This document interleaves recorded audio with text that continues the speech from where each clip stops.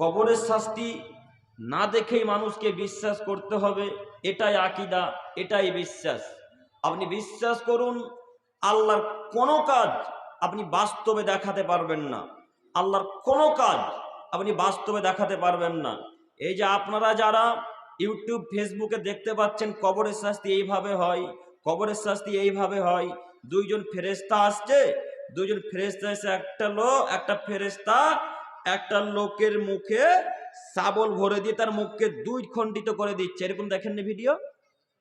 এই ভিডিও দেখা যাবে না, এই ভিডিও দেখা হারাম। কেন?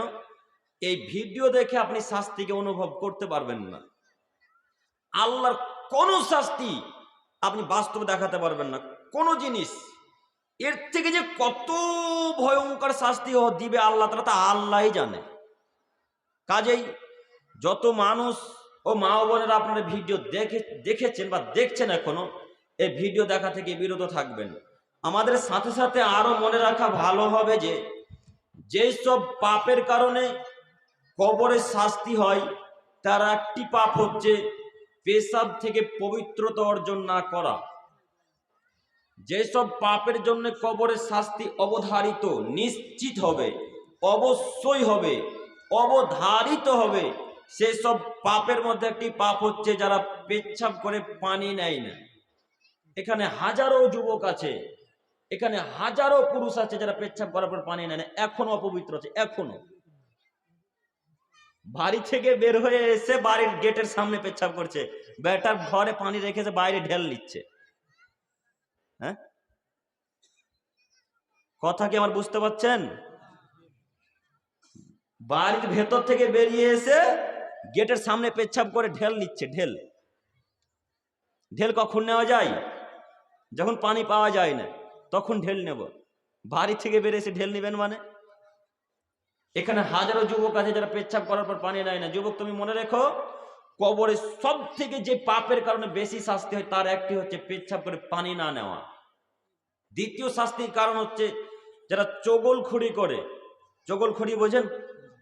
যারা এর কথা ওকে লাগাই, ওর কথা একে লাগাই, এইভাবে কথাবার্তা বলে যারা, তাদের সব থেকে বেশি শাস্তি হবে কবরে। এ কথা মুহাম্মদ সাল্লাল্লাহু আলাইহি সাল্লাম বলেন। কাজেই শাস্তি যেহেতু খুব জটিল ও কঠিন, এই পাপ থেকে যে কোনো মূল্যে বিরত থাকতে হবে। সম্মানিত উপস্থিতি, মানুষের মরণের পর বড় ভয়াবহ জটিল ও কঠিন তিনটি স্থান রয়েছে। মানুষের মরণের পর বড় ভয়াবহ জটিল ও কঠিন তিনটি স্থান রয়েছে। তার প্রথম স্থানটি হচ্ছে কবর। যদি কোনো মানুষ কবর থেকে পরিত্রাণ পেয়ে যায়, যদি কোনো মানুষ কবর থেকে বেঁচে যায়, তাহলে পরের যে আরো দুইটি জটিল ও কঠিন স্থান আছে, সেই দুটি জটিল ও কঠিন স্থান থেকে সে বেঁচে যাবে। আর যদি কবরে ধরা পড়ে যায়, কবরে যদি তাকে শাস্তি দেওয়া শুরু করে, তাহলে পরে যে আরো দুইটা স্থান আছে, সেই দুটি স্থান তার জন্য আরো জটিল ও কঠিন হয়ে যাবে। কাজেই যে কোনো মূল্যে কবর থেকে বেঁচে যাওয়ার চেষ্টা করতে হবে। আব্দুল করিম সাহেব, কবর থেকে যে বাঁচবো তো কি করতে হবে? কবরের শাস্তি থেকে বাঁচার জন্য তো কোনো আমল করা লাগবে, নাহলে কবরের শাস্তি থেকে কিভাবে বাঁচবো? কবরের শাস্তি থেকে যদি বেঁচে থাকতে চান, তাহলে যে কোনো মূল্যে চগলখড়ি করা বন্ধ করতে হবে, যে কোনো মূল্যে। যে চায়ের দোকানে বসে তো ইমাম সাহেবের দিন রাত গীবত চলে, ফজরের সালাত আদায় করে ওটা একটা এখন আড্ডাখানা হয়েছে। ফজরের সালাত শেষ, চলো এখন চায়ের দোকানে গিয়ে এখন গীবত করি একটু। জি তাই না? চায়ের দোকান হচ্ছে একটা গীবতের আড্ডাখানা, ওখানে বসলেই পাপ হবে, বসলেই পাপ হবে, বসলেই পাপ হবে। আপনি যদি পাপ করতে নাও চান, তবু একটা ব্যক্তি এসে বলবে, রে অমুক ব্যক্তি ভালো লয় রে, তখন আপনি বলুন, হ্যাঁ ঠিকই বলেছো। ওই ঠিকই বলেছো বলা মাত্রই ওর যত পাপ হয়েছে আপনার তত পাপ হয়েছে। এর নাম গীবত। গীবত করতে খুব ভালো লাগে, গীবত করতে খুব মিষ্টি লাগে, মনে হবে আরো বলি, আরো বলি, আরো বলি, আরেকটু বলি, তাহলে আরেকটু ভালো লাগবে। বুঝবেন কিয়ামতের মাঠে নেকি দিয়ে বুঝিয়ে দিতে হবে ইমাম সাহেবকে। যত দুর্নাম করেছেন ইমাম সাহেবের, সব নেকি ইমাম সাহেব কেটে নেবে কিয়ামতের মাঠে। কাজেই যদি কবরের শাস্তি থেকে বেঁচে থাকতে চান, তাহলে গীবত থেকে, পরনিন্দা পরচর্চা করা থেকে বিরত থাকতে হবে। 2, যে কোনো মূল্যে পেচ্ছাব করার পর পানি নিতে হবে। এই ছোট ছোট পাপ থেকে যদি বিরত থাকতে পারেন, ইনশাল্লাহ কবরের শাস্তি থেকে পরিত্রাণ পাবেন। তারপরেও জনগণকে বলি, আমাদের আরো মনে রাখা ভালো হবে যে কবর বলতে বাড়ির পিছনে বা কোনো নির্দিষ্ট স্থানের নাম কবর নয়। কবর বলতে নির্দিষ্ট কোনো স্থান, কোনো গাছের নিচে গর্ত করে পুঁতে দেওয়ার নাম কবর নয়। যদি তার নামে কবর হয়, তাহলে যেই মানুষটাকে বাঘে খেয়ে নিল তার লাশ কোথায়, তার কবরই বা কোথায়? কথা বুঝতে পারছেন? যদি গর্ত খুঁড়ে পুঁতে দেওয়ার নামে কবর হয়, তাহলে যেই লোকটাকে মাছে গিলে নিল তার লাশ কোথায়, তার কবরই বা কোথায়? যদি গর্ত খনন করে পুঁতে দেওয়ার নামে কবর হয়, তাহলে যে লোকটা আগুনে পুড়ে মারা গেল তার লাশ কোথায়, তার কবরই বা কোথায়? যদি খাল খুঁড়ে পুঁতে দেওয়ার নামে কবর হয়, তাহলে যে লোকটা নদীতে ডুবে মারা গেল, হারিয়ে গেল, তলিয়ে গেল কোন সাইডে, তাকে তার খুঁজে পাওয়া যায় না, তার লাশ কোথায়, তার কবরই বা কোথায়? আমাদের মনে রাখা ভালো হবে যে কবর বলতে মৃত্যুর পর থেকে নিয়ে এক দীর্ঘ সময়ের সময়কে কবর বলা হয়। মৃত্যুর পর থেকে নিয়ে এক দীর্ঘ সময়ের সময়কে কবর বলা হয়, যেটাকে বলা হয় আলামে বারজাখ। যেটাকে বলা হয় আলামে বারজাখ। যদি মানুষের ভালো আত্মা হয় তাহলে তাকে ইল্লিনে রাখবে, আর যদি মানুষের খারাপ আত্মা হয় তাহলে তাকে সিজ্জিনে রাখবে। ভালো আত্মা হলে ইল্লিন, খারাপ আত্মা হলে সিজ্জিন। ওখান থেকে তার শাস্তি শুরু হয়। মনে রাখা ভালো হবে, কবরের শাস্তি থেকে যে কোনো মূল্যে বেঁচে থাকার চেষ্টা করতে হবে। সম্মানিত উপস্থিতি, আপনাকে আমি কি দিয়ে বোঝাই? মানুষের মরণের পর আর কোনো সহযোগী থাকবে না, মানুষের মরণের পর আর কোনো সাহায্যকারী থাকবে না। সেদিন যে মানুষ কত অসহায় ও নিরুপায় হয়ে পড়বে তা আমি আপনাকে ভাষা ও কলমে প্রকাশ করতে অসম্ভব, প্রকাশ করতে আমি পারি না। তারপরেও জনগণকে বলছি, একবার শুনুন। যেমন নদীর স্রোত চলে যায়, নদীর স্রোতকে ফিরে আনা সম্ভব নয়, তেমনি মানুষের শ্বাস যদি একবার বন্ধ হয়ে যায় তাকে আর ফিরে নিয়ে আসা সম্ভব নয়। কাজেই যতক্ষণ পর্যন্ত শ্বাস আছে পৃথিবীর বুকে, এই দেহে, ততক্ষণ পর্যন্ত সৎ আমল করে যাব। যতক্ষণ পর্যন্ত শ্বাস আছে ততক্ষণ পর্যন্ত ওই সৎ আমল করে যাব। যতক্ষণ পর্যন্ত বুকে শ্বাস আছে, এই দেহে শ্বাস আছে, জান আছে, ততক্ষণ পর্যন্ত কবরের শাস্তি থেকে পরিত্রাণ চাইব। ঠিক যেভাবে আল্লাহ নবী সাল্লাল্লাহু আলাইহি সাল্লাম কবরের শাস্তি থেকে পরিত্রাণ চাইতেন। হাদিস পেশ করার আগে আমরা আয়াতের কিছু অংশ পেশ করতে চাই। মহান আল্লাহ তাআলা বলেন, ওয়ালাউ তারাইদিদ যালিমুনা ফি গামারাতিল মাউত। মুহাম্মদ সাল্লাল্লাহু আলাইহি সাল্লাম, আপনি যদি অত্যাচারী মানুষদেরকে দেখতেন যখন তারা মৃত্যু কষ্টে পতিত হচ্ছিল। আল্লাহ তাআলা মুহাম্মদ সাল্লাল্লাহু আলাইহি সাল্লামকে উল্লেখ করে বলছেন, মুহাম্মদ সাল্লাল্লাহু আলাইহি সাল্লাম, আপনি যদি অত্যাচারী মানুষদেরকে দেখতেন তাহলে আপনি কি না দেখতেন, কত না আশ্চর্য দেখতেন। তারা মরার সময় কত যে কষ্ট পাচ্ছিল, আপনি দেখলে হতবাক হয়ে যেতেন, আপনি অবাক হয়ে যেতেন। তাই তিনি বলছেন, শোনো মুহাম্মদ, অল মালাইকাতু বাসিতু আইদিহিম আখরিজু আনফুসাকুম। যখন তারা মৃত্যু কষ্টের পতিত হচ্ছিল, যখন মৃত্যু তাদের কাছে চলে এসেছে, তখন ফেরেশতাগণ তাদের সামনে গিয়ে বলছেন, দাও, তোমরা তোমাদের আত্মাকে বের করে দাও। ফেরেশতাগণ তাদের সামনে গিয়ে হাতকে বাড়িয়ে দিয়ে বলে, আখরিজু আনফুসাকুম, এই যুবক যুবতী, মুরব্বী সাহেব, দেন, আপনি আপনার আত্মাকে বের করে দেন। তখন যদি সেই লোকটার আত্মা খারাপ হয়, যদি সে বদমানুষ হয়, যদি সে সালাত আদায় না করে থাকে, যদি হারাম কাজে লিপ্ত হয়ে থাকে সেই যুবক বা যুবতী, সেই পুরুষ বা নারী, তাহলে ওর আত্মা শরীরের এদিক ওদিক দৌড়াতে থাকবে, তার আত্মা শরীরের এদিক ওদিক দৌড়াতে থাকবে। তখন মালাকুল মউত আলাইহিস সালাতু ওয়াস সালাম জোর করে হাত তার গলার ভেতরে ভরে তার বক্ষস্থল থেকে তার আত্মাকে বের করে নিয়ে চলে আসবে। দৃশ্য যে কত কঠিন তা আমি আপনাকে বোঝাতে অক্ষম। তাই মহান আল্লাহ তাআলা মুহাম্মদ সাল্লাল্লাহু আলাইহি ওয়াসাল্লামকে বলছেন, মুহাম্মদ, আপনি যদি তাদের কষ্ট দেখতেন যে তারা কত কষ্টে মরছিল, তাহলে আপনি কতই না আশ্চর্য দেখতেন।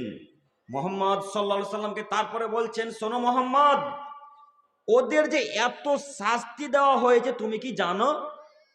কি জন্য শাস্তি দেওয়া হয়েছে? এত কষ্ট করে তাদের মৃত্যু না হচ্ছে কেন, তুমি কি বলতে পারো? তখন ফেরেশতা তখন তাদেরকে বলছেন, আলিয়াউমা তুজজাউনা আযাবাল হুন, এই অত্যাচারী মানুষগণ তোমরা শোনো, আজ হতে তোমাদের অপমানজনক শাস্তি শুরু।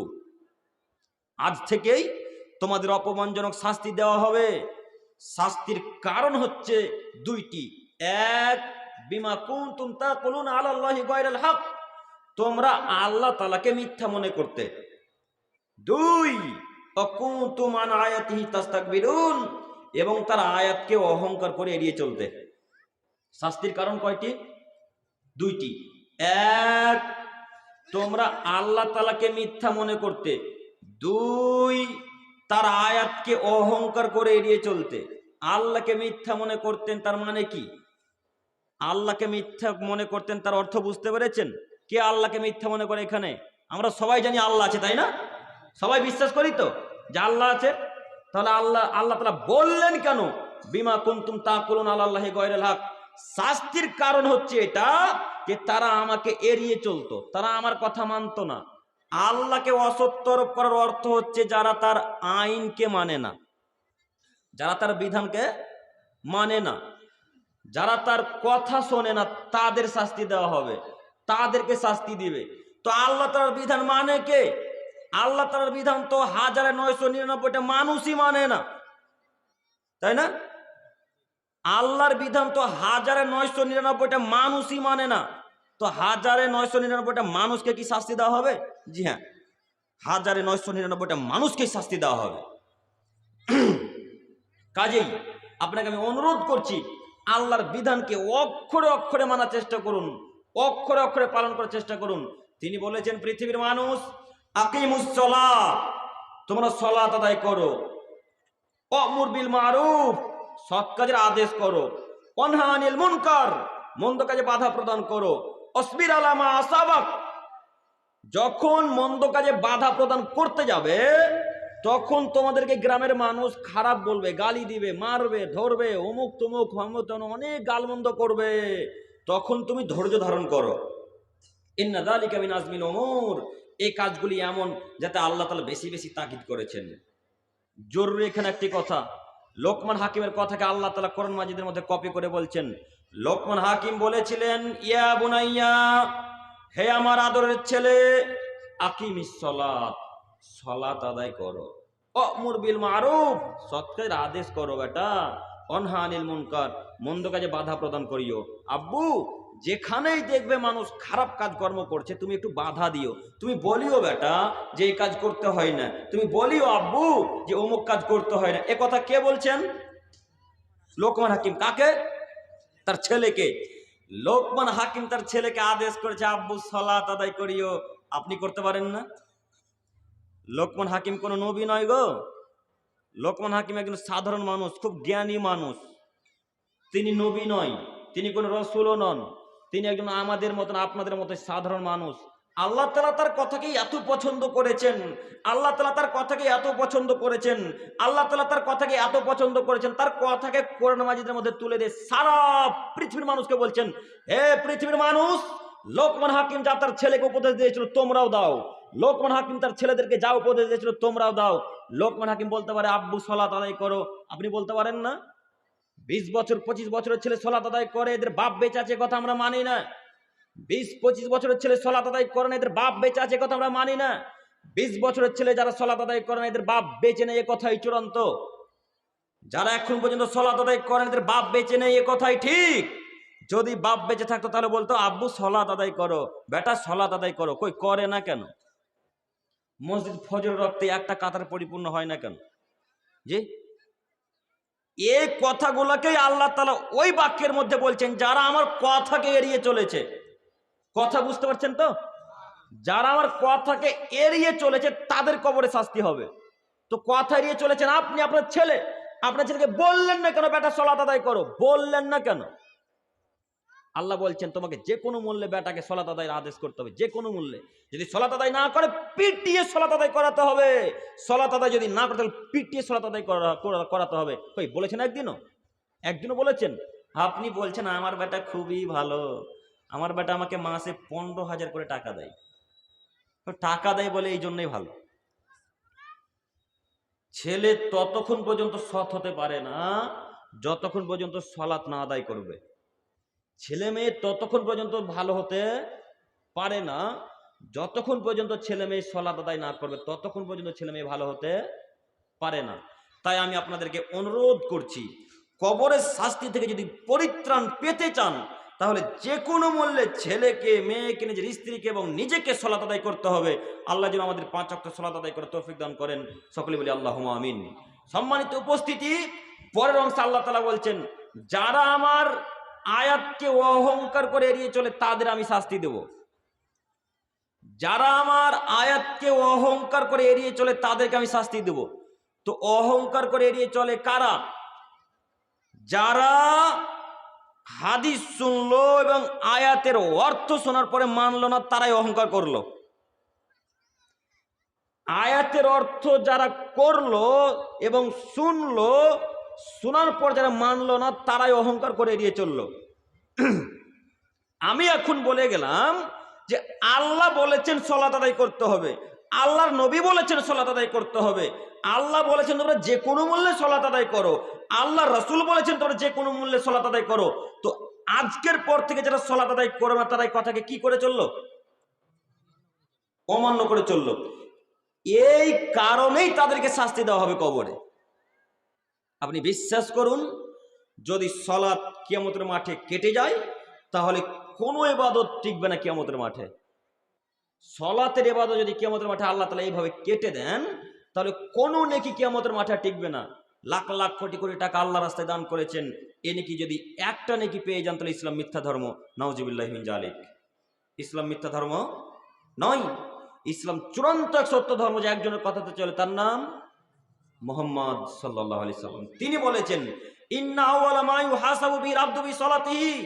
পৃথিবীর মানুষ, তোমরা মনে রাখো, কিয়ামতের মাঠে সর্বপ্রথম মানুষের হিসাব নিকাশ না হবে সালাতের। কিয়ামতের মাঠে মানুষের সর্বপ্রথম হিসাব নিকাশ না হবে সালাতের। ফাইন সালাহাত কদ আফলাহা। যদি সালাতের হিসাব ঠিক হয় তাহলে তার সব হিসাব ঠিক হবে। ওয়াইন ফাসাদাত ফাকাদ খাবা ওয়া খাসিরা। আর যদি সালাতের হিসাবকে আল্লাহ তাআলা এইভাবে কেটে দেন তাহলে সব ইবাদতকে আল্লাহ তাআলা কেটে দিবেন। এখন আপনাদের সামনে আমি প্রশ্ন ছুড়ে দিচ্ছি, আচ্ছা বলেন তো দেখি, আপনি মসজিদ তৈরি করার জন্য 10,000 টাকা দান করেছেন কিন্তু সালাত আদায় করেন না, বলেন তো দান করার নাকি কিয়ামতের মাঠে টিকবে না কেটে যাবে? কেটে যাবে। আপনি আপনার পিতামাতার সাথে অনেক ভালো আচরণ করেন, পিতামাতাকে অত্যন্ত ভালোবাসেন, নিজের থেকেও বেশি পিতামাতাকে ভালোবাসেন, কিন্তু সালাত আদায় করেন না, বলেন তো নাকি কিয়ামতের মাঠে টিকবে না কেটে যাবে? কেটে যাবে। আপনি দিন রাত আপনার ছেলেকে সালাতের আদেশ করেন, দিন রাত আপনার ছেলেকে সালাতের আদেশ করেন, দিন রাত আপনার ছেলে মেয়েকে, স্ত্রীকে সালাতের আদেশ করেন, কিন্তু নিজে সালাত আদায় করেন না, বলেন তো নেকি কি আমাদের মাঠে টিকবে না কেটে যাবে? কেটে যাবে। তাহলে বলতে পারেন সালাত আদায় না করলে কিয়ামতের মাঠে কোনো ইবাদত টিকবে না। কাজেই আমি অনুরোধ করে যাচ্ছি, সালাত আদায়ের সাথে সাথে অন্যান্য আরো যেগুলি ইবাদত আছে সেই যাবতীয় ইবাদত করতে হবে। সর্বপ্রথম শর্ত কি? সালাত। সালাত মানে নামাজ। নামাজ যে কোনো মূল্যে পড়তে হবে। যদি না আদায় করেন তাহলে কোনো ইবাদত টিকবে না। এ কথাই চূড়ান্ত, এ কথাই সত্য। তিনি বলেছেন কিয়ামতের মাঠে যদি সালাতের হিসাব আল্লাহ কবুল করে নেন তাহলে আপনি যত ইবাদত করেছেন, হজ, দান খায়রাত, পিতামাতার সাথে ভালো আচরণ, ফকিরকে টাকা দেওয়া, মিসকিনের সাথে ভালো আচরণ করা, যত ভালো ইবাদত করেছেন সব ইবাদতে নাকি আল্লাহ আপনাকে দিয়ে দিবেন। আর যদি সালাতকে কেটে দেয় তাহলে সব নাকি বাতিল করে দিয়ে আপনাকে জাহান্নামে দিবেন। কাজেই তার কথাকে এড়িয়ে চলিয়েন না। আজকে থেকে ইনশাল্লাহ তার কথাকে এড়িয়ে চলবো না।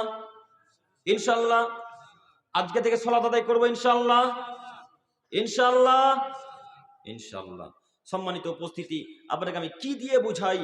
তিনি বলছেন সালাত আদায় না করলে শাস্তি নির্ধারিত, অবশ্যই অবশ্যই হবে, শাস্তি অবশ্যই হবে সালাত আদায় না করলে। আব্দুল করিম সাহেব, সালাত আদায় না করলে শাস্তি নিশ্চিত হবে, অবশ্যই হবে, অবধারিত হবে। প্রমাণ আছে?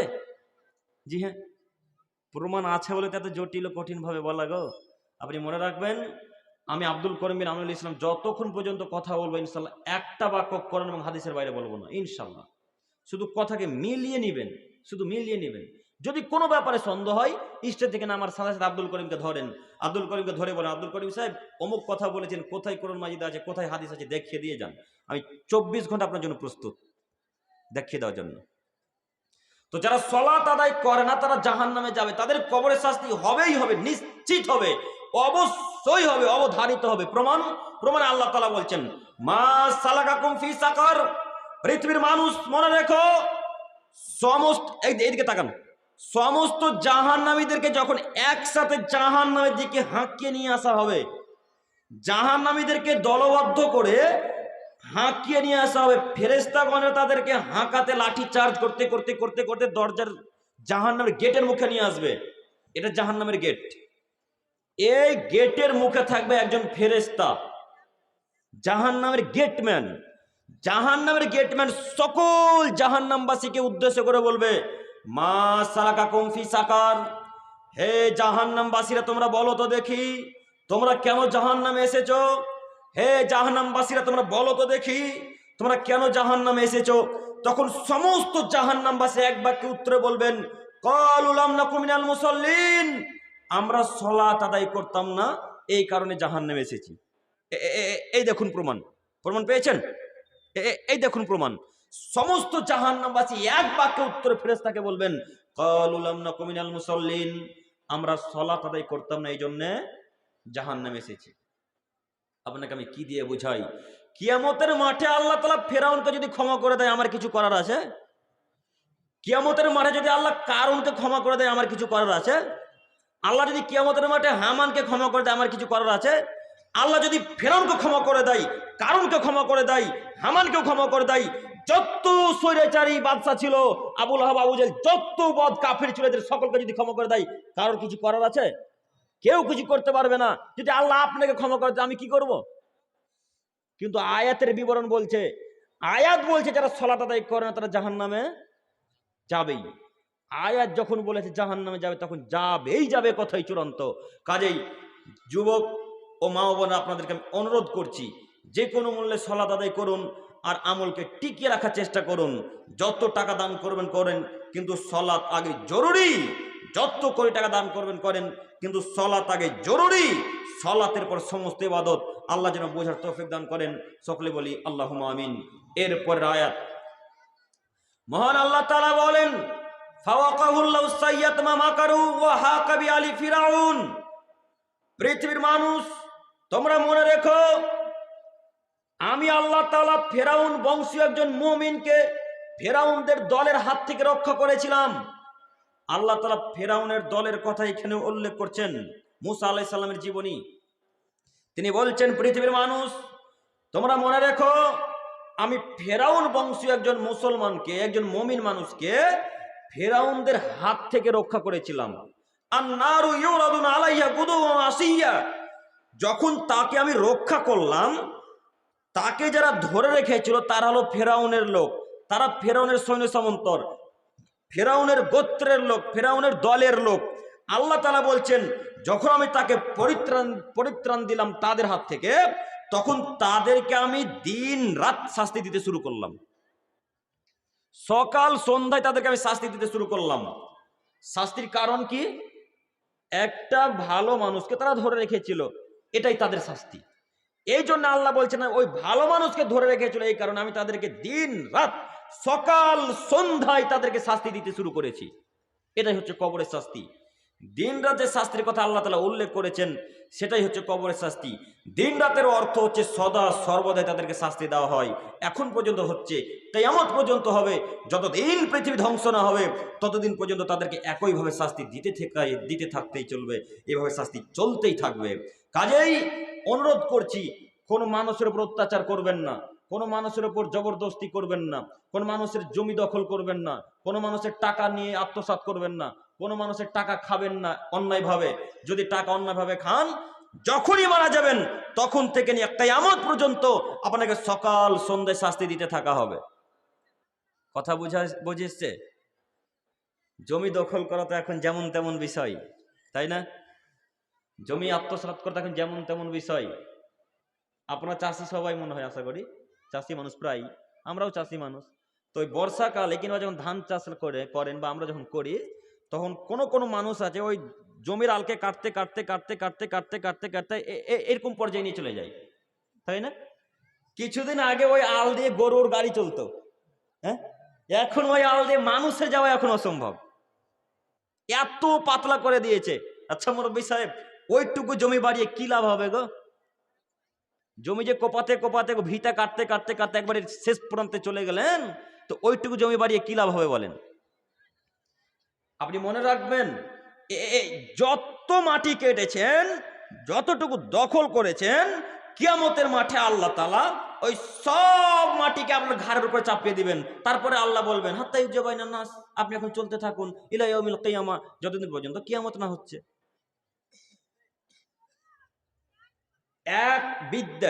এক বিগত জমি যদি কোনো মানুষ জোরপূর্বক দখল করে নেয়, কেটে নেয়, তাহলে তাকে কিয়ামত পর্যন্ত ওই মাটি বয়ে নিয়ে বেড়াতে হবে, হাত্তা ইউজাবাইনান নাস, যতদিন পর্যন্ত মানুষের বিচার শেষ না হচ্ছে। আর একটা কথা মনে এলো, আপনারা টাকা পান, বাড়ি করার টাকা পান, পান না? পান। কত দেয়? 1,30,000, 1,20,000, কিন্তু আসে উপর থেকে 1,70,000, কিন্তু 2 লাখ আছে। কথা কি ভুল হচ্ছে? হ্যাঁ দেন না কেন গো, ভয় লাগছে নাকি? চেয়ারে যে আমি আছি গো, মারলে আমাকে মারবে, আপনাদেরকে নয়। হ্যাঁ, তো 1,70,000 টাকা আসলো, দিল 1,20,000 টাকা, তো বাদ বাকি টাকা মেম্বার সাহেবের বাপের টাকা নাকি? ওই যে বাদ বাকি টাকাটা ভরে নিল, 40,000 টাকা, 50,000 টাকা, ওই বাদ বাকি টাকার বাপের টাকা। হিসাব দিয়েন, প্রস্তুত থাকেন কিয়ামতের মাঠে। এক বিগত জমি দখল করার কারণে যদি শাস্তি হয়, 50,000 টাকা মারার কারণে শাস্তি হবে না? কথা বলেন না গো, হবে না? নিশ্চিত হবে, অবশ্যই হবে, অবধারিত হবে। আল্লাহর নবী বলেছেন যখন হবে তখন হবেই হবে, ঠেকাইও সেদিন কিয়ামতের মাঠে। যত দায়িত্বশীল মানুষ তাদেরকে বলে যাচ্ছি, কাল সকাল হতে সমস্ত মানুষের টাকা ফেরত দিতে হবে। কাল সকাল হতে সমস্ত মানুষের টাকা ফেরত দিতে হবে। যদি টাকা ফেরত দিতে না পারেন, আপনি প্রস্তুত থাকিয়েন, জনগণের আপনার সাথে কিয়ামতের মাঠে অনেক কথা আছে।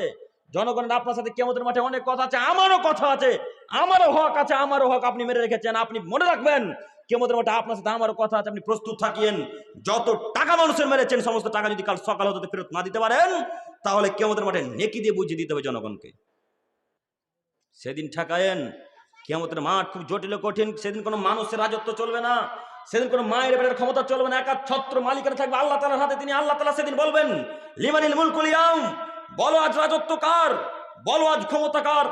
সব মানুষ এক বাক্যে উত্তরে বলবে, আল্লাহ, রাজত্ব আপনার, আল্লাহ বাদশা আপনি, আল্লাহ বিচারক আপনি, আল্লাহ রাজা আপনি, অতএব আপনি যা ইচ্ছে তাই করেন। সেদিন আল্লাহর যা ইচ্ছে তাই করে নেবে। টাকা সকাল হতে ফেরত দিতে হবে। আব্দুল করিম সাহেব, সব টাকা তো খেয়ে নিয়েছি, কোথায় পাবো? ফেরত দিতে পারবো না। যদি ফেরত দিতে না পারেন, তাহলে বাড়ি গিয়ে সবারই হাত ধরে ভিক্ষা চান। আব্দুল করিম সাহেব, সবারই বাড়ি গিয়ে হাত ধরে ভিক্ষা চাও তো খুব লজ্জার একটা বিষয় গো। তো কি করা যায়, কি করা যায়? আমি আর আপনাকে কোনো বিকল্প রাস্তা বলে দিতে পারছি না। কেন? এর বিকল্প কোনো রাস্তাই নাই। পাপ কয় ভাগে বিভক্ত বলেন তো? 2 ভাগে বিভক্ত। 1, আল্লাহর সাথে জড়িত পাপ, 2, মানুষের সাথে জড়িত পাপ। আল্লাহর সাথে জড়িত পাপ আল্লাহ তাআলা যখন খুশি ক্ষমা করে দিতে পারেন। আল্লাহর সাথে জড়িত পাপ আল্লাহ যখন খুশি ক্ষমা করে দিতে পারেন।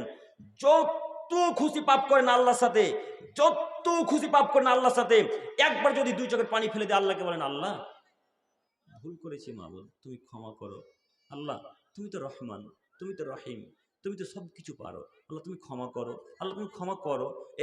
এই বাক্য বলতে বলতে যদি 2 চোখ দিয়ে একবার পানি বেরিয়ে যায়, সব পাপ ক্ষমা হয়ে যাবে।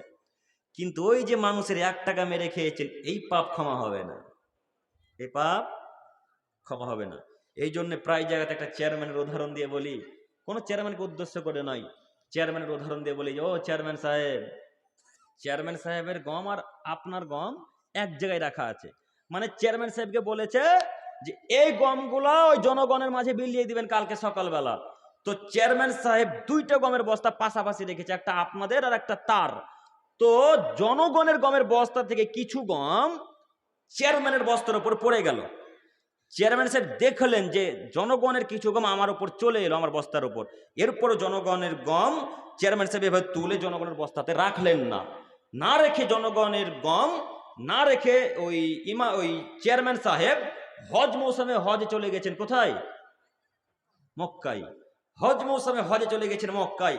মক্কায় গিয়ে কাবার গিলাফ ধরে কান্নাকাটি করতে করতে করতে মাথাকে ঠুকে ঠুকে রক্ত বের করে দিয়ে এক পর্যায়ে বলছেন, আল্লাহ, আমি উত্তর দিনাজপুরের রাহুগ্রাম গ্রামের একটা গম মেরে খেয়েছিলাম, আল্লাহ তুমি আমাকে ক্ষমা করো।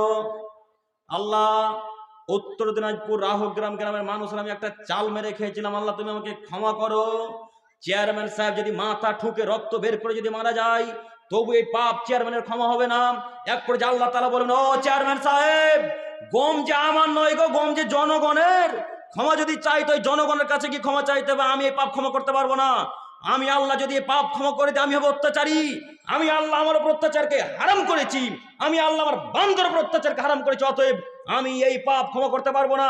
যাও ভারতবর্ষে পশ্চিম বাংলায় গিয়ে উত্তর দিনাজপুর বলে একটা জেলা আছে, সেই জেলাতে যে জেলার টাকা মেরেছো, যে জেলার গম মেরে খেয়েছো, যে জেলার টাকা আত্মসাৎ করেছো, সেই এলাকাতে গিয়ে মানুষের হাত ধরে ভিক্ষা চেয়ে বলো, জনগণ তোমরা আমাকে ক্ষমা করো, জনগণ তোমরা আমাকে ক্ষমা করো, জনগণ তোমরা আমাকে ক্ষমা করো। যদি জনগণ ক্ষমা করে তাহলে আল্লাহ পাপ আমি ক্ষমা করব, যদি জনগণ ক্ষমা না করে আমি এই পাপ ক্ষমা করব না। এখন যারা দায়িত্বে আছে তারা কত বড় বিপদে, হ্যাঁ, দায়িত্বশীল এখন কত বড় বিপদে। ও তো বোঝে না, ও তো চেয়ার নিবে যে কোনো মূল্যে। ও তো আর বোঝে না যে দায়িত্ব নিলে এই কঠিন শাস্তি হতে পারে। ও তো আর বোঝে না, ওকে ক্ষমতাতে আসতে হবে যে কোনো মূল্যে, ক্ষমতাতে।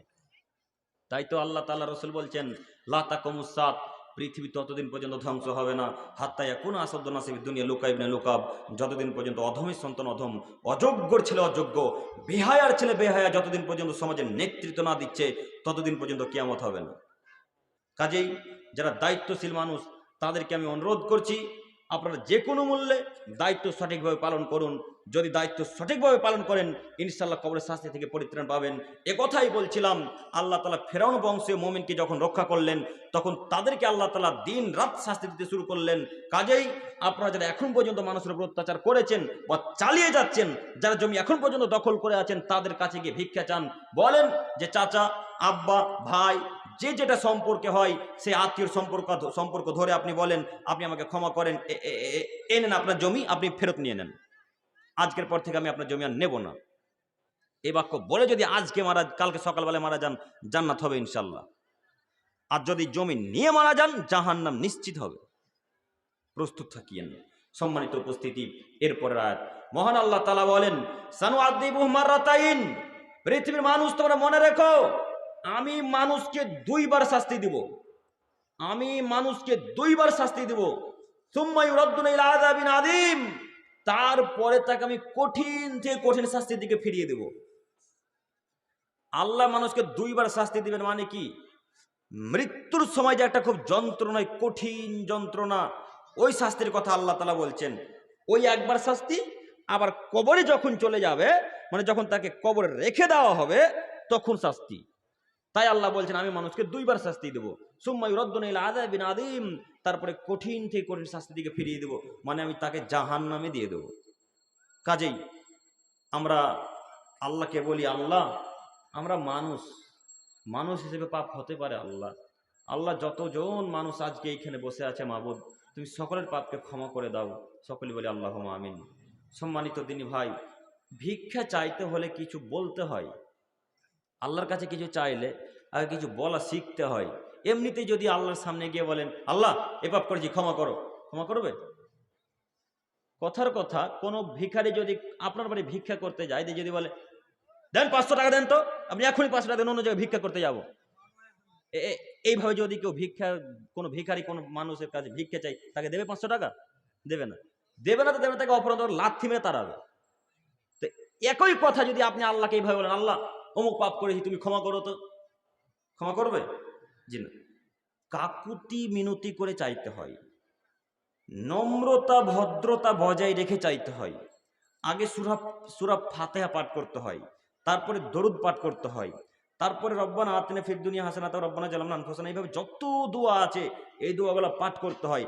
তারপরে এক পর্যায়ে আল্লাহ তাআলাকে দুই চোখের পানি ফেলে দিয়ে বলতে হয়, আল্লাহ মানুষ হিসেবে পাপ হতে পারে, আল্লাহ তুমি ক্ষমা করো মাবুদ, আল্লাহ তুমি রহমান, তুমি ক্ষমা করো।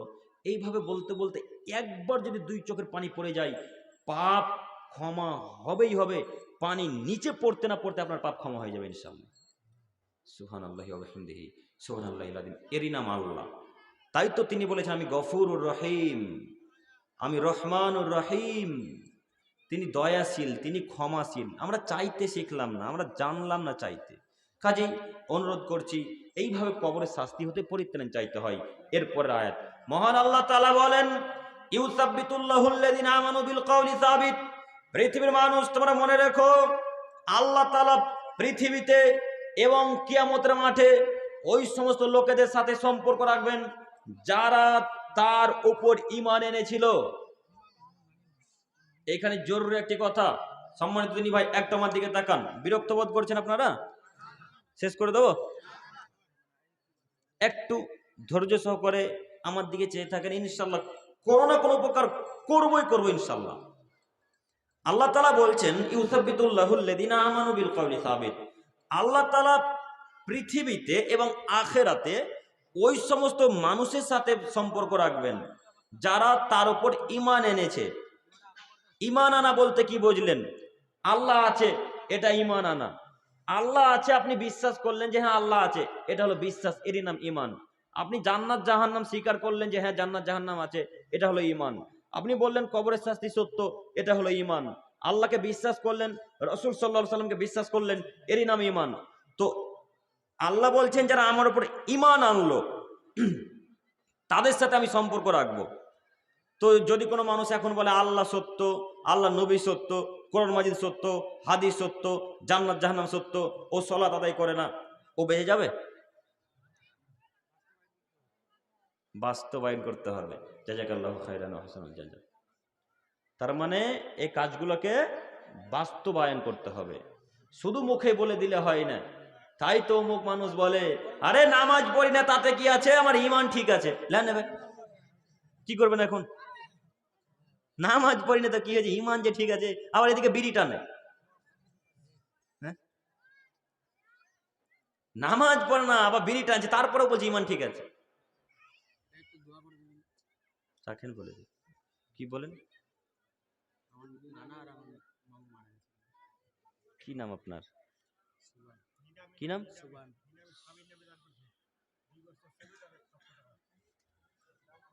আল্লাহ যিনি দান করলেন, যে উদ্দেশ্যে দান করলেন আল্লাহ, তুমি তার দানকে কবুল করো। এবং তার পিতামাতার মারা গেছে, পিতামাতা ওনার স্বামী মারা গেছে, আল্লাহ ওনার স্বামীর কবর আযাবকে মাফ করে তুমি জান্নাতুল ফেরদাউস দান করো।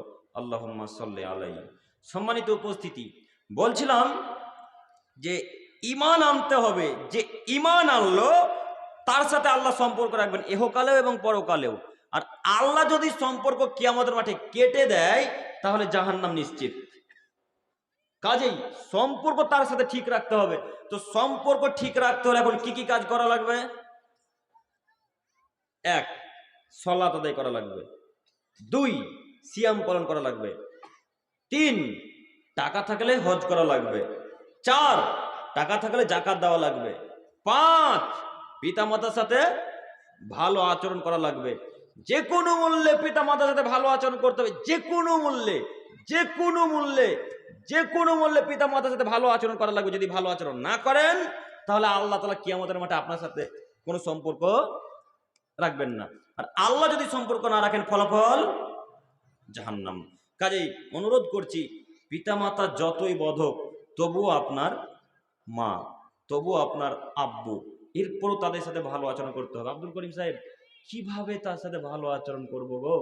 আমার বাপের ছিল 5 বিঘা জমি, আমরা ছিলাম 3 ভাই। আমার বাপ রাতারাতি ওই 2 ভাইকে 5 বিঘা জমি দিয়ে দিয়েছে, আমাকে দেয়নি। কথা বুঝতে পেরেছেন? রাতারাতেই আমার বাপ ওই 2 ভাইকে 5 বিঘা জমি দিয়ে দিয়েছে, আমাকে কিছুই দেয়নি। তো এখন আমি কিভাবে তার সাথে ভালো আচরণ করব? তো ভালো আচরণ করবেন কিনা আমি একটু দেখাচ্ছি। হাদিসটাকে শুধু মনে রাখবেন।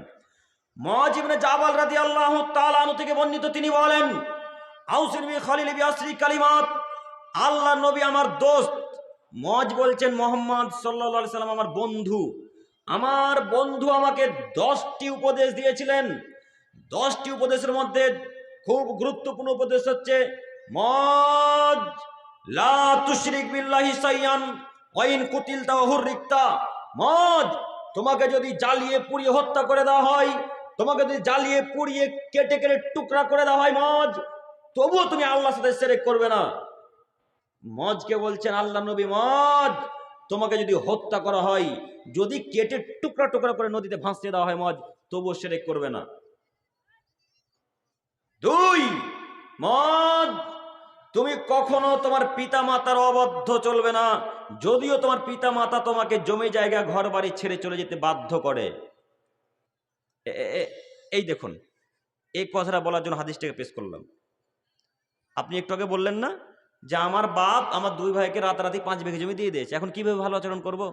তো মুআযকে আল্লাহ নবী বলছেন, মুআয, তোমার বাপ মা যদি তোমাকে বাড়ি থেকে বের করে দেয়, তোমার পিতা মাতা যদি তোমাকে ঘর থেকে বের করে দেয়, জমির এক অংশ যদি ভাগ না দেয় তোমাকে, তবুও পিতা মাতার সাথে টু বলে শব্দটুকু করো না, এই শব্দটুকু করো না। এ কথা কে বলছেন?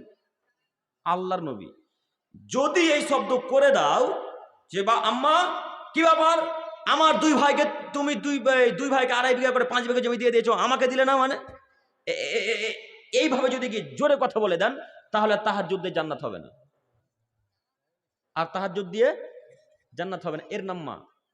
আপনাকে আমি কি দিয়ে বোঝাই যে মায়ের সম্মান কত বেশি, কত বেশি। আল্লাহ মায়ের সম্মান বাড়াতে বাড়াতে বাড়াতে বাড়াতে বাড়াতে বাড়াতে নিজের কাছে নিয়ে চলে গেছেন। মায়ের সম্মানকে বাড়াতে বাড়াতে বাড়াতে বাড়াতে নিজের কাছে নিয়ে চলে গেছেন। কিভাবে?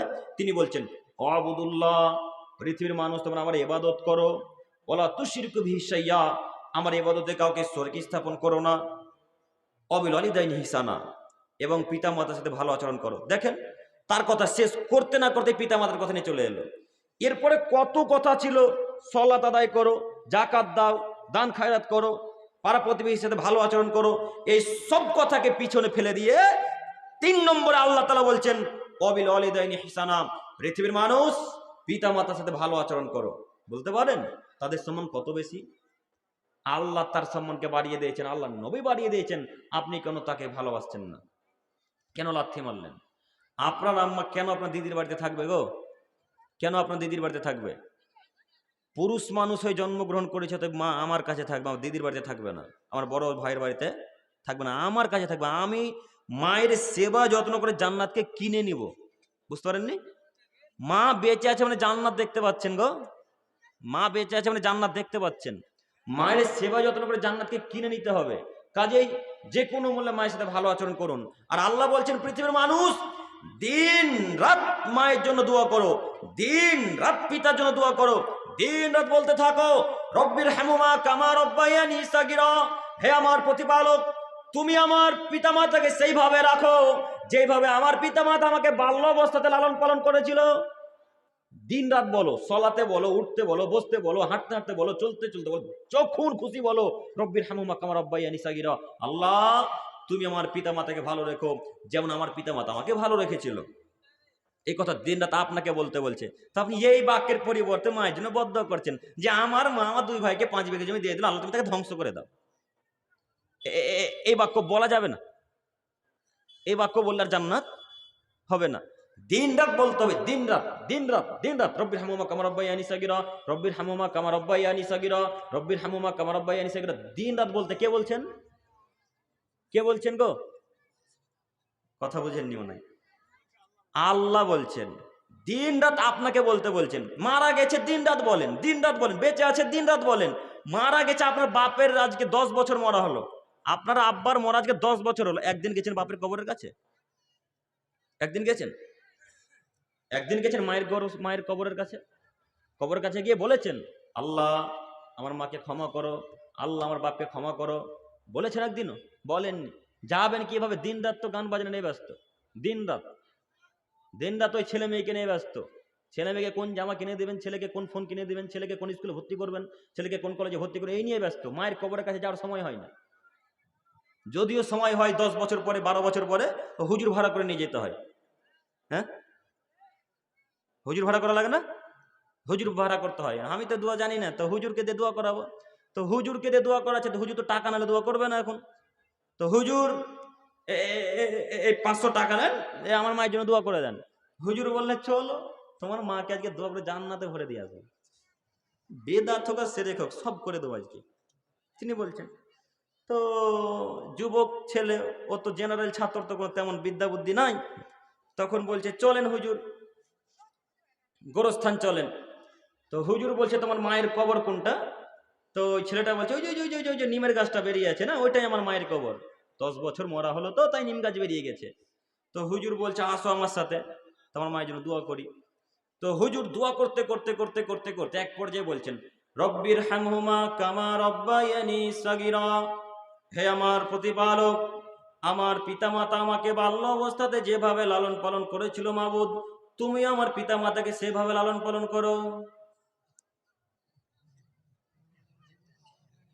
আরে বোকা মানুষ, ওর মাথাতে এখনো ঢোকেনি গো। টাকা তো দিলাম আমি, তো হুজুর বাপ মার জন্য দোয়া করলো।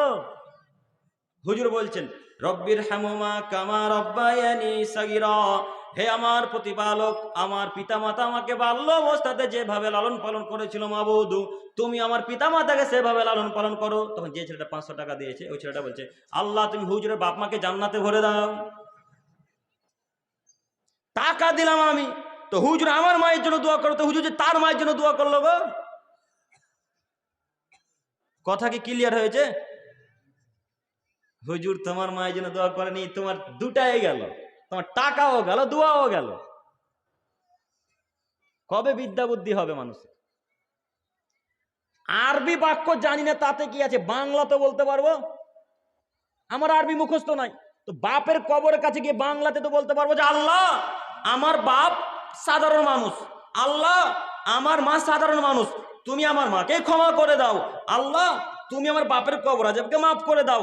এভাবে বলতে বলতে 2 চোখের পানি ফেলেন, বাপের কবর আজাব মাফ হবেই হবে ইনশাল্লাহ। জাননি কেন 10 বছর ধরে আপনার বাপ আপনার অপেক্ষায় আছে, 10 বছর ধরে, যে কখন আমার সৎ ছেলে আসবে, কখন আমার ছেলে আমার জন্য দোয়া করবে আর আমি কবরের শাস্তি থেকে পরিত্রাণ পাবো, এই আশাতে আপনার বাপ আজ পর্যন্ত আছে। যেতে পারেন না, ওর কারণে আজকে পৃথিবীর আপনি বসবাস করেছেন, চলাচল করেছেন, আর তার জন্য দোয়া করবেন না মানে কি দেখাতে চাচ্ছেন নিজেকে? ওর কারণে আজকে আপনি পৃথিবীর বুকে এত টাকা পয়সার মালিক হয়েছেন, তার জন্য দোয়া করবেন না মানে?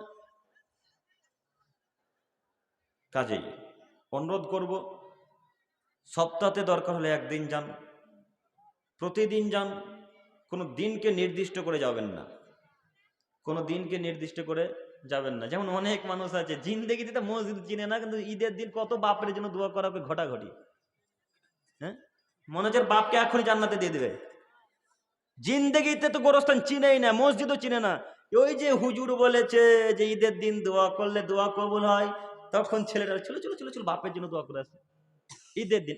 আর ওই 27 কাদারের রাতের দিন, হ্যাঁ, আপনাদের দিকে যাই না মনে হয়, আমরা তো অন্য গ্রামে বসবাস করি, পাশে হানাফি এলাকা। তো 27 কাদারের রাতে মনে হবে যেন ওদের ঈদের দিন, গোটা গোরস্থানকে আলোয় আলোকিত করে দেবে। একদিনও যাবে না, যে জিন্দগিতে কোনোদিন যাবে না গোরস্থান দোয়া করতে বাপের জন্য মায়ের জন্য, ওই সেদিন রাত্রে কান্না কাটি করে দোয়া করবে।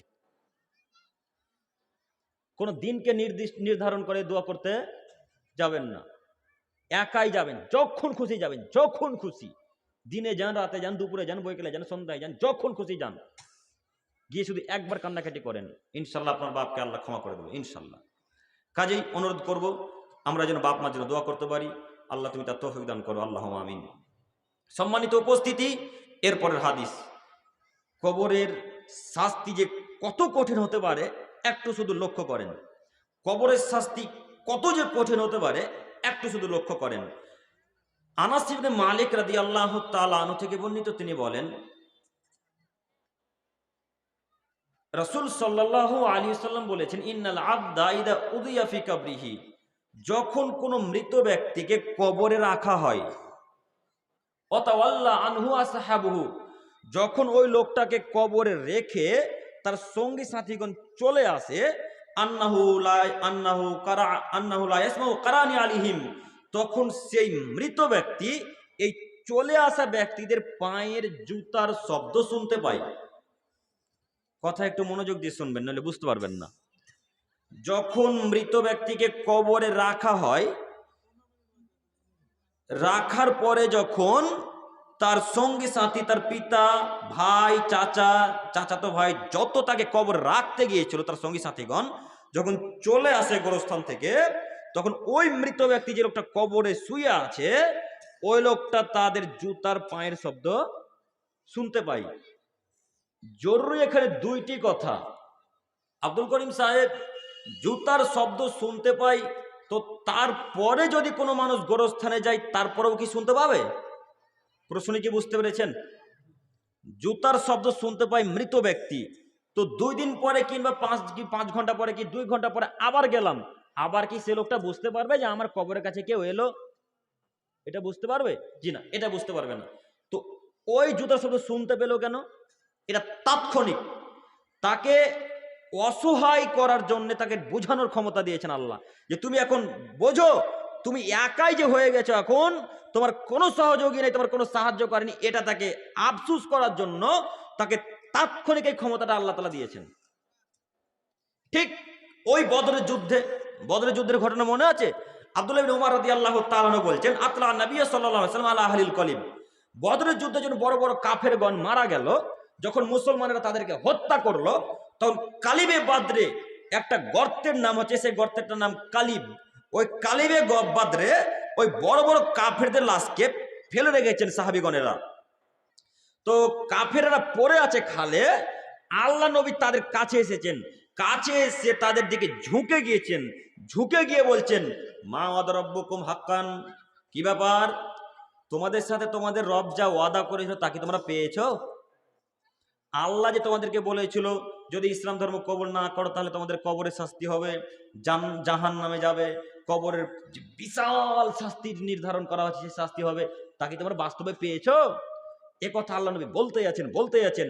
ওমর রাদিয়াল্লাহু তাআলা খুব জ্ঞানী মানুষ, খুব দামি মানুষ ওমর রাদিয়াল্লাহু তাআলা। ওমর, তুমি যে রাস্তা দিয়ে চলো সে রাস্তা দিয়ে শয়তান চলে না। ওমর, তুমি এত দামি মানুষ, এত দামি মানুষ ওমর, সেই ওমর সেই জায়গাতে দাঁড়িয়ে আছে। তখন আল্লাহ নবীকে বলছেন, আল্লাহ নবী, লাহু তাদু আমওয়াতান, তারা যে মৃত, তারা যে মারা গেছে, তারা কি আপনার কথা শুনতে পাচ্ছে? তখন আল্লাহ নবী ওমরকে বলছেন, ওমর, মা আনতুম বিআসমা ওয়ালাকিন লা ইউজিবুন। ওমর শোনো, আমি যে এই কথা বলছি, এই কথা তোমার থেকে তারা বেশি ভালো শুনতে পাচ্ছে, বুঝতে পারছে, শুধু পার্থক্য এটা যে শুধু তারা উত্তর দিতে পারছে না।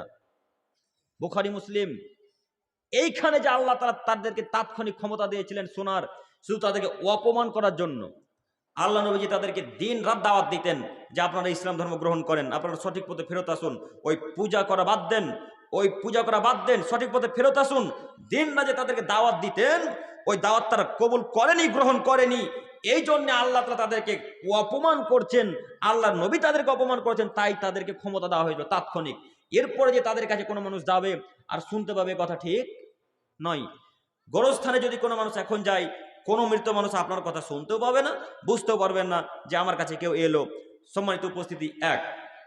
2, জুতার শব্দ শুনতে পাই, তার মানে বোঝা যাচ্ছে গোরস্থানে জুতা পায়ে দিয়ে যাওয়া যায়। গোরস্থানে জুতা পায়ে দিয়ে যাওয়া যায়। যদি জুতা পায়ে দিয়ে নাই গেল, তাহলে জুতার শব্দ শুনতে পেল কিভাবে? কথা বুঝতে পেরেছেন? জরুরি এখানে আর একটা কথা মনে রাখা ভালো হবে আমাদের, যে সমস্ত স্থানে কবর নাই সেই জায়গাতে জুতা পায়ে দিয়ে যাওয়া যায়। গোরস্থানে জুতা পায়ে দিয়ে গেলে কোনো ক্ষতি নেই, তবে যেই জায়গাতে কবর আছে সেই জায়গাতে জুতা পায়ে দিয়ে যাওয়া যায় না। কবর উপরে এমনিতেই হাঁটা যায় না, কবর উপরে এমনিতেই বসা যায় না। ঠিক কবর যেমন বাঁধা যায় না, তেমন কবর উপর বসা যায় না, কবরের উপর জুতা পায়ে দিয়ে চলা যায় না। তবে যেই স্থানগুলিতে কবর নেই সেই জায়গাগুলোতে আপনি জুতা পায়ে দিয়ে হাঁটতে পারেন, কোনো দোষের নেই। সম্মানিত উপস্থিতি, যারা কবর বাঁধায় তারা শিরক করে, যারা কবরকে পাকা করে তারা শিরক করে, যারা কবরকে বাঁধায় তারা শিরক করে। আয়েশা রাদিয়াল্লাহু তাআলা আনহা বলছেন, ফি মারাদিহি আল্লাযী লাম ইয়াকুম, আল্লাহ নবী তার জীবনের শেষ অসুখে বলেছিলেন, আল্লাহ তাআলা ইহুদি খ্রিস্টানদের উপর অভিশাপ করেছেন, আল্লাহ তাআলা ইহুদি খ্রিস্টানদের উপর অভিশাপ করেছেন। কেন? তারা তাদের নবীদের কবরকে মসজিদ বানিয়ে নিয়েছিল। ইহুদি খ্রিস্টানরা এত বদ মানুষ, ইহুদি খ্রিস্টান এত পাপী মানুষ যে নবীদের কবরকে পর্যন্ত তারা ছাড়েনি মসজিদ বানাতে, তাদের কবরকে মসজিদ বানিয়ে নিয়েছিল। তাই তিনি বলছেন, পৃথিবীর মানুষ তোমরা সতর্ক, মনে রেখো, কোনো কবরকে মসজিদ তৈরি করো না, কোনো কবরকে মাজারে পরিণত করো না, কোনো কবরকে পাকা করো না। কবর পাকা করলে শিরক হয়, কবর পাকা করলে শিরক হয়, মূর্তিকে শ্রদ্ধা করলে শিরক হয়, মূর্তিকে মূল্যায়ন করলে শিরক হয়। বাড়িতে যত ছবি মূর্তি আছে, এই ছবি মূর্তিকে মূল্যায়ন করলে শিরক হয়। বাড়িতে যত কাগজপত্রের ছবি মূর্তি আছে, এই কাগজের ছবিকে মূল্যায়ন করলে শিরক হয়। 20 বছর আগে, 10 বছর আগে আপনি আপনার স্ত্রী শখ করে বিবাহের দিন একটা ফটো তুলেছিলেন, ওই ফটো আজ পর্যন্ত অ্যালবামে সাজিয়ে রাখা আছে, এই ফটো রাখলে শিরক হয়। ফটো নেই বাড়িতে? এখনো আছে। আপনার স্ত্রী আপনার শ্বশুর বাড়ি থেকে শখ করে চীনামাটির ওই টিয়া পাখি নিয়ে এসেছে, চীনামাটির। এই চীনামাটির পাখি যদি বাড়িতে থাকে তাহলে শিরক হবে। আপনার স্ত্রী শখ করে একটা আয়না কিনেছে, তো আয়নার উপরে ডলফিন মাছ ছাপা আছে খুব সুন্দর করে, থাকে না? থাকে গো, থাকে। ওই আয়নাকে বাড়ি গিয়ে লাথি মেরে ভেঙে চৌচির করে দিতে হবে। যদি লাথি মেরে ভেঙে চৌচির করে, আপনার স্ত্রী তার কথা বলবে না। এখন কি করবেন? কি করবেন এখন? আয়না ভেঙে দিলে তো আর 2 মাস আপনার স্ত্রী অন্তত আপনার সাথে কথা বলবেন। তুমি দিয়েছো, আমার বাপ দিয়েছে, তুমি কেন ভাঙলে? আর আপনারা তো কাপুরুষ, সব তো ওই শ্বশুরের কাছ থেকে নেওয়া, সব তো কাপুরুষ বসে আছে। ও বিবাহ করবে তাও আরটিআর গাড়ি নাকি শ্বশুরের কাছ থেকে নিবে গো? হ্যাঁ, বিবাহ করলেও গাড়ি নিতে হয়, গেলে আমার গাড়ি শ্বশুরের কাছ থেকে নিতে হবে। বাপ বেটাকে তোমরা বলিনি যে মালদার স্টেশনে গিয়ে ভিক্ষা করিও? বাপ বেটা শ্বশুরের কাছে কেন গাড়ি চাইলে? লজ্জা হয় না? খারাপ লাগে না? ইতস্তবোধ লাগে না? হায়াবোধ নেই? লজ্জাবোধ নেই? বোধগম্য থাকা উচিত, হায়াবোধ থাকা উচিত। তোমরা বাপ বেটাকে বলিনি যদি গাড়ি নেওয়া এতটাই শখ হয়, ইচ্ছা হয় গাড়ি চালানো, তাহলে বাপ বেটা তোমাদের ওই যেখানে কাছে স্টেশন আছে স্টেশনে ভিক্ষা করিও। আব্দুল করিম সাহেব, কাছে স্টেশন আমাদেরকে গ্রামের মানুষ চিনে নিবে যে, তাহলে শিয়ালদা চলে যাও, হাওড়া চলে যাবা। হাওড়ার মানুষ শিয়ালদার মানুষ চিনতে পারবে না। ভিক্ষা করে করে করে করে করে করে করে করে করে যেদিন 1,40,000 টাকা হয়, সেদিন বাপ বেটা তোমাদের উত্তর দিনাজপুরে ফেরত আসিও, এসে গাড়ি কিনো, তারপরে বিবাহ করতে যেও। কাপুরুষ যুবক, লজ্জা হয় না? শরীর পূজা আছে নাকি? রক্ত নাই শরীরে? শ্বশুরের কাছ থেকে গাড়ি নাও মানে, শ্বশুরের কাছ থেকে ওই আন্না নেবে মানে, শ্বশুরের কাছ থেকে ড্রেসিং টেবিল নেবে মানে, নিজে কষ্ট করে নিতে হবে। নীতি পরিবর্তন করবেন, এটা একটা অত্যাচার। যত মানুষ শ্বশুরের কাছ থেকে গাড়ি নিয়েছে, কিয়ামতের মাঠে গাড়ির টাকা দিয়ে দিতে হবে, প্রস্তুত থাকিও। যত মানুষ নিয়েছে কিয়ামতের মাঠে টাকা দিয়ে দিতে হবে, নেকি দিতে, টাকা তো থাকবে না সেদিন, নেকি দিয়ে দিতে হবে, প্রস্তুত থাকিও। তোমাকে আমি অনুরোধ করে যাচ্ছি। কাজেই বলছিলাম, ছবি মূর্তিকে মূল্যায়ন করলে শিরক হয়, ছবি মূর্তিকে মূল্যায়ন করলে শিরক হয়, কবরকে মূল্যায়ন করলে শিরক হয়। একটু আমার দিকে তাকান, একটু আমার দিকে তাকান। আল্লাহ নবী সাল্লাল্লাহু আলাইহি সাল্লাম যখন কাবা ঘরে প্রবেশ করলেন, কাবা ঘরের চতুর্দিকে ছিল 360টি মূর্তি, কাবা ঘরের চতুর্দিকে সেখানে ছিল 360টি মূর্তি। আল্লাহ রসুলের হাতে ছিল একটা লাঠি, সে লাঠি দিয়ে আল্লাহ রসুল সব ছবি মূর্তিকে ভেঙে খান খান করে দিলেন, আর বলছেন, জাল হক এসেছে সত্য, অজাকাল বাতিল চলে গেছে মিথ্যা, ইন্নাল বাতিলা নিশ্চয় মিথ্যা, কানা জাহুকা চিরদিন মিথ্যা। এই বলে আল্লাহ নবী 360টি মূর্তিকে ভেঙে খান খান করে দিলেন। সেই মূর্তি ছিল ইব্রাহিমের, সেই মূর্তি ছিল ইসহাকের, সেই মূর্তি ছিল ইসমাইলের, নিজের বাপের মূর্তি, নিজের বাপের মূর্তিকে মুহাম্মদ সাল্লাল্লাহু আলাইহি ওয়াসাল্লাম ভেঙে চৌচির করে দিলেন। কাপুরুষ যুবক, তুমি তোমার বাপের মূর্তিকে ভাঙতে পারো না? তোমার বাপের মরা লাগবে 40 বছর, তোমার বাপের ফটো আজ পর্যন্ত তোমাদের ঘরে অ্যালবামে সাজিয়ে রাখা আছে, থাকবে কেন? এই ছবি মূর্তিকে পুড়িয়ে ছারখার করে দিতে হবে। সেই হলো সুসন্তান, যে বাপের মরার পরে যে ছবিগুলো প্রয়োজনীয় ছবি, ভোটার কার্ড আধার কার্ড বাদ দিয়ে যত ছবি আছে বাপের, সব ছবি মূর্তিকে জ্বালিয়ে পুড়িয়ে ছারখার করে দিতে পারে যে, সেই সুসন্তান। আর যেই ছেলে বাপের মরার পর নিজের বাপের ছবিকে সুন্দর করে সাজিয়ে অ্যালবামে রাখে, সে হলো কাপুরুষ সন্তান, কুসন্তান, অযোগ্য সন্তান। তুমি মনে রাখো, আল্লাহ নবী তার বাপের মূর্তিকে ভেঙেছেন। তার বাপকে, তার বাপ ইব্রাহিম, তার বাপ ইসমাইল, ইব্রাহিমের মূর্তিকে ভেঙে খান খান করে দিয়েছেন। ওই কাবা ঘরের ভিতরে যত মূর্তি ছিল ইব্রাহিমের, ইসমাইলের, ইসহাকের, যত নবী এসেছিল সব ইহুদি খ্রিস্টানেরা তাদের মূর্তি বানিয়ে নিয়েছিল। তিনি মূর্তি ভাঙতে পারেন, আপনি পারেন না? মনে রাখা ভালো হবে, আল্লাহ রাসূল সাল্লাল্লাহু আলাইহি ওয়াসাল্লাম আলীকে বলেছেন, আলী লা তাদু তিমসারান ইল্লা তামাসতাহুম ওয়ালা কাবরান মুসরিমান ইল্লা সাওয়াইতাহু। আলী, তুমি ছাড়বে না কোনো ছবি মূর্তি, ছাড়বে না কোনো উঁচু কবর, যত আরবের বুকে ছবি মূর্তি আছে, যত আরবের বুকে উঁচু কবর আছে, সবকে ভেঙে খান খান করে দাও, সবকে ভেঙে চৌচির করে দাও, সবকে ভেঙে খান খান করে দাও। আলী রাদিয়াল্লাহু তাআলা আনহু মুহাম্মদের কথা শুনে সব ছবি মূর্তিকে ভেঙে খান খান করে দিলেন। মক্কার বুকে যত ছবি মূর্তি ছিল সমস্ত মূর্তিকে ভেঙে চৌচির করে দিলেন। মক্কার অলিগলিতে যত ছবি মূর্তি ছিল সব ছবি মূর্তিকে ভেঙে খান খান করে দিলেন। আলী রাদিয়াল্লাহু তাআলা আনহু মূর্তি ভাঙতে পারেন, আপনি পারেন না? আলী রাদিয়াল্লাহু তাআলা আনহু মূর্তি ভাঙতে পারেন, আপনি পারেন না? আপনার বাড়ির মূর্তি ভেঙে খান খান করে দিতে হবে।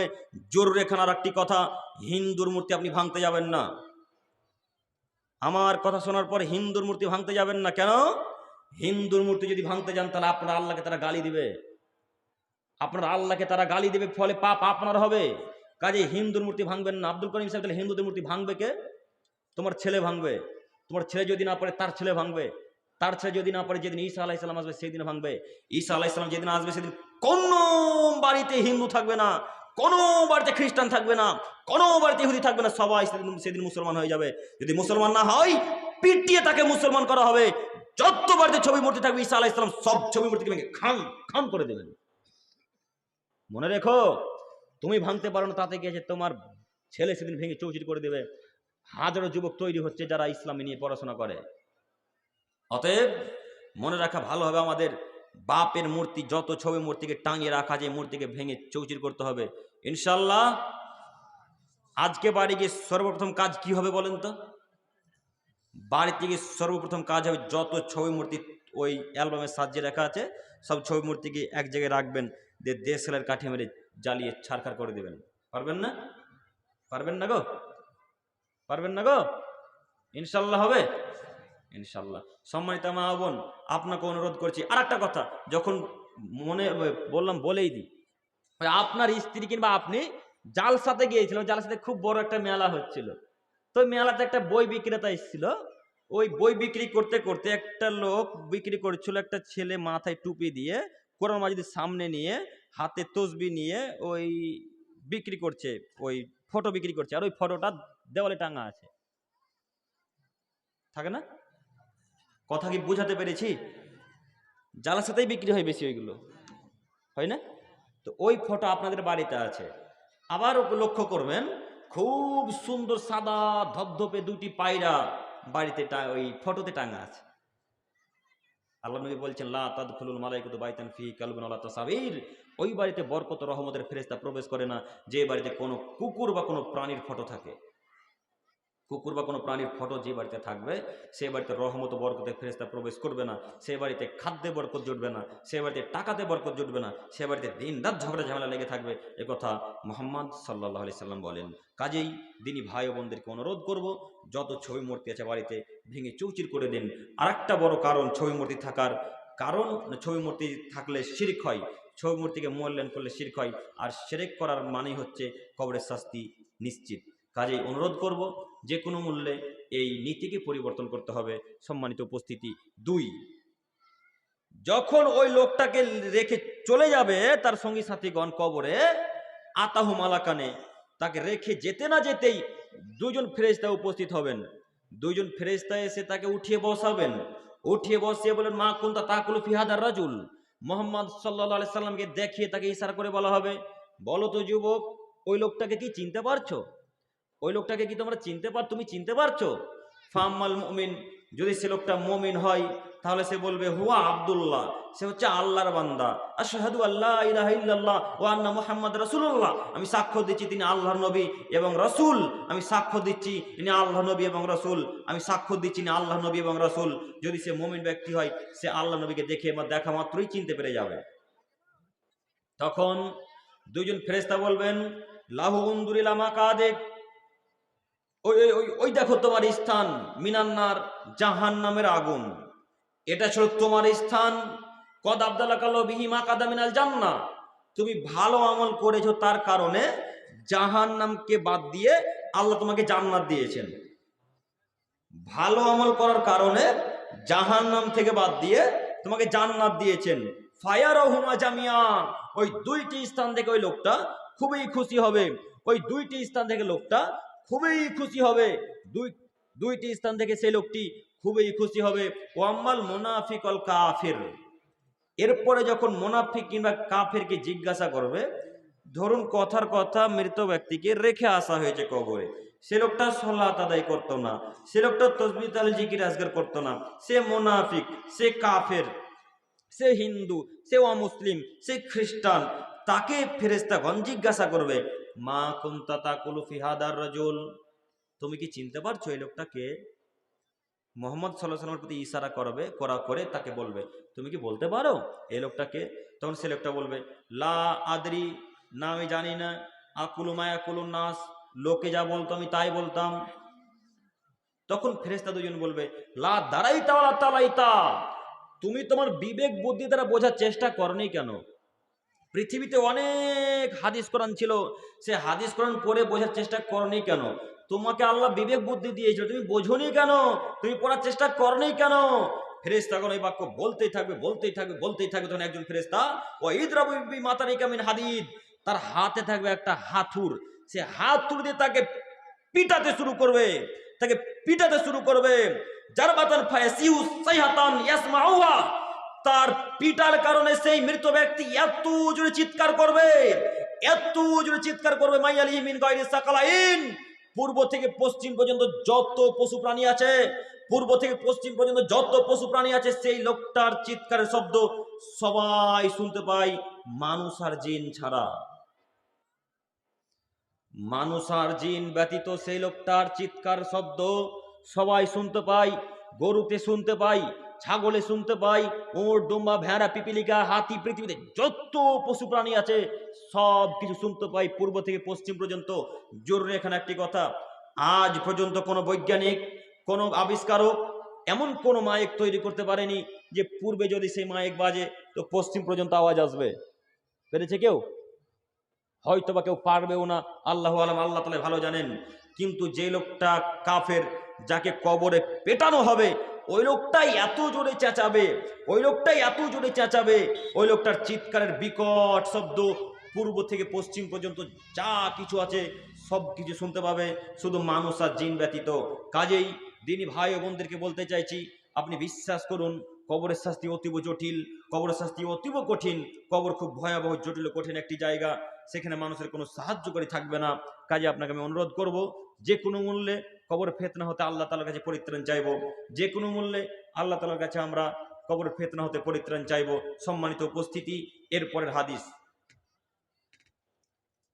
আব্দুল্লাহ ইবনে উমর রাদিয়াল্লাহু তাআলা আনহু থেকে বর্ণিত, তিনি বলেন, রাসূল সাল্লাল্লাহু আলাইহি সাল্লাম বলেছেন, ইন্নাল আবদা ইদা উযিয়া ফি কবরিহি ইন্না আহাদাকুম ইদা মাতা উরিজা আলাইহি, যখন কোনো মানুষ মারা যায় তাকে যখন কবরে রাখা হয়, তার নির্দিষ্ট স্থানটি তাকে সকাল সন্ধ্যায় দেখা হয়। ইনকানা মিন আহলিল জান্নাহ, যদি সেই ব্যক্তি জান্নাতি হয় তাহলে তাকে জান্নাত দেখানো হয়। ওয়াইন কানা মিন আহলিন নার, যদি সেই ব্যক্তি জাহান্নামী হয় তাহলে তাকে জাহান্নাম দেখানো হয়। হাদা মাকাদুক, তারপরে ফেরেশতাগণ বলেন, এটা আপনার স্থান।